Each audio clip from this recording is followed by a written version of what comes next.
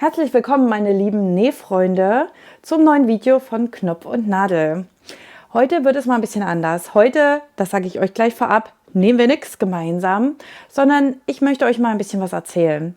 Und zwar geht es hier um dieses Nähzimmer, das ich hier bezogen habe und was daraus wird und was ich vielleicht alles noch mehr anschaffen werde. Viel Spaß!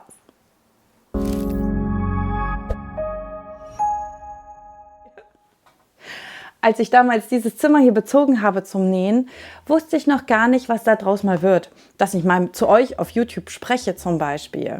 Das heißt, ich habe diesen Schreibtisch bezogen und es kamen immer mehr Nähutensilien dazu. Es kamen immer mehr Regale dazu, immer mehr Schränke, immer mehr Stoffe. Und irgendwie ist das hier alles ein bisschen eskaliert, finde ich. Dazu kommt, dass ich diesen Raum abgeben werde.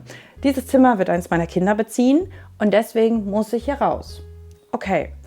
Meinen Schreibtisch mitzunehmen ist dabei aber gar nicht so eine gute Idee. Der ist nämlich nicht optimal zum Nähen geeignet. Das ist wirklich ein ganz normaler Schreibtisch, der eigentlich auch im Kinderzimmer stehen bleiben könnte. Und deswegen ziehe ich jetzt in einen anderen Raum und werde den einmal neu gestalten. Dabei habe ich natürlich viele Gedanken, was ich jetzt mitnehmen möchte und was ich mir neu anschaffen werde. Dabei muss man natürlich mal überlegen, wie das Ganze laufen soll. Ich habe eine Overlock-Maschine und ich habe eine Nähmaschine. Beide richtig schwer. Das heißt, die können nicht einfach auf einer günstigen, sehr dünnen Tischplatte stehen. Die würde nach einem halben Jahr wahrscheinlich komplett durchhängen. Solche Gedanken muss ich damit einbeziehen. Ich zeige euch jetzt aber gleich mal den Raum, um den es geht und zeige euch dazu mal die Bilder, welche Gedanken ich mir gemacht habe und was daraus jetzt werden soll. Wichtig für mich ist aber, dass ich auf jeden Fall diese Lochplatte mitnehme. Die wird in der Dachschrägen wahrscheinlich hängen. Das werde ich euch dann aber noch zeigen. Und dann sage ich euch mal, was ich mir noch so ungefähr von Ikea auf jeden Fall anschaffen werde, weil ich das richtig gut finde. Na dann gehen wir mal rüber, würde ich sagen. Und das soll mein neues Nähzimmer werden. Aktuell haben wir hier unsere Pflanzen untergestellt und die überwintern hier. Das wird sich wahrscheinlich ändern. Mal gucken, wo die dann hinkommen. Ich glaube, viele von euch kennen das auch, dass man irgendwie so einen Raum hat, wo man noch nicht die optimale Nutzung hat. Und das soll jetzt aber passieren. Und zwar ist mein persönlicher Plan, dass hier mein Zuschneidebereich hinkommen soll. Da werde ich wie immer auch hier oben eine Kamera installieren, damit ihr wieder mir auf die Finger schauen könnt. Und um das zu optimieren, aber das ist jetzt nur der Plan, würde ich hier gerne so ein kleines Würfelregal aufstellen und darauf dann meine Platte, meine Tischplatte eventuell draufstellen. Jetzt habe ich natürlich überlegt, wie macht man das mit so einer Tischplatte, wenn man so schweres Gerät hat? Beim Zuschneidetisch ist das noch kein Problem, aber meine Idee ist ja, dass das Ganze hier hinten über Eck gehen soll. Das heißt, hier wird zugeschnitten und hier drüben sollen dann meine Nähmaschinen stehen. Dafür reicht ein einfaches Verstärken von so einer super dünnen Tischplatte, die jetzt vielleicht nicht gerade Echtholz ist, nicht zu. Deswegen könnte es auch sein, dass ich dann eine ganz andere Variante wähle und vielleicht auch eine Küchenplatte benutzen muss, also so eine Arbeitsplatte. Da möchte ich aber, dass sie glatt ist. Also ich habe viele Gedanken zu dem Thema und werde euch da immer mal wieder ein neues Video hochladen, um euch zu zeigen, was ich jetzt hier eigentlich gewählt habe und warum. Also wichtig ist mir, dass ich die Tischplatte, die ich dann hier benutze, verstärken kann.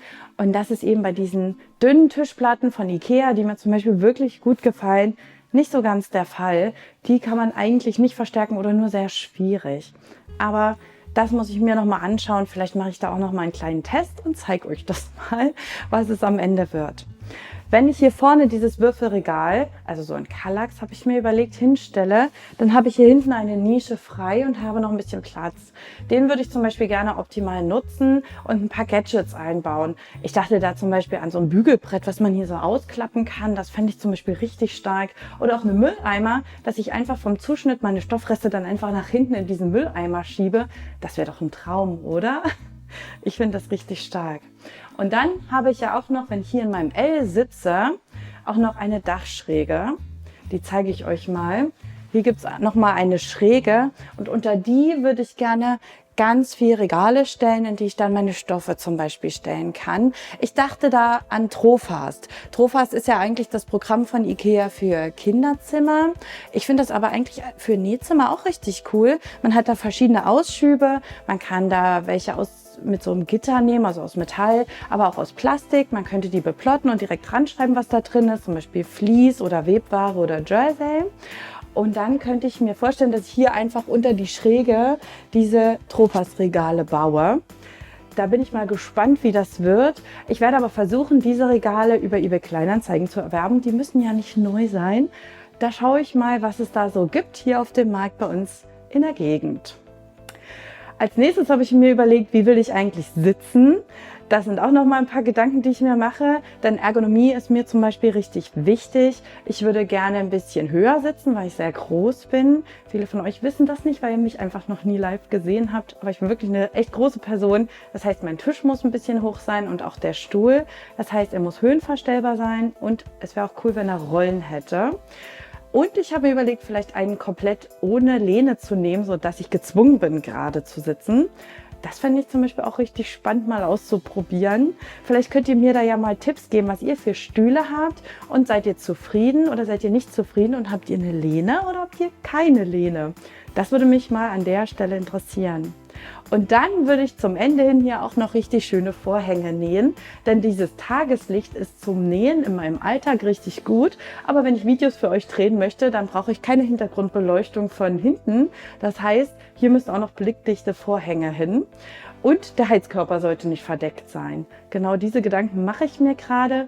Und übrigens, meine Lochplatte soll wahrscheinlich hierher kommen. Denn warum nicht so eine Gau benutzen, wenn man die einmal hat? Also ihr seht, ich habe hier viele Dachschrägen und ich versuche die jetzt einmal ganz optimal als Nähzimmer einzurichten.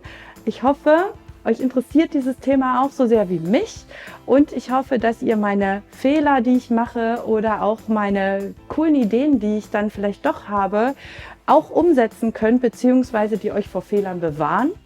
Und ich hoffe, dass euch das Video gefallen hat und auch das Format, denn es wird jetzt mehrere Teile dazu geben und ich werde euch immer mal wieder zeigen, was ich jetzt angeschafft habe, was wir bauen, wie wir es umsetzen und wir werden hier richtig viel selber machen und das zeige ich euch dann in den nächsten Videos. Ich wünsche euch jetzt noch einen schönen Tag, macht's gut!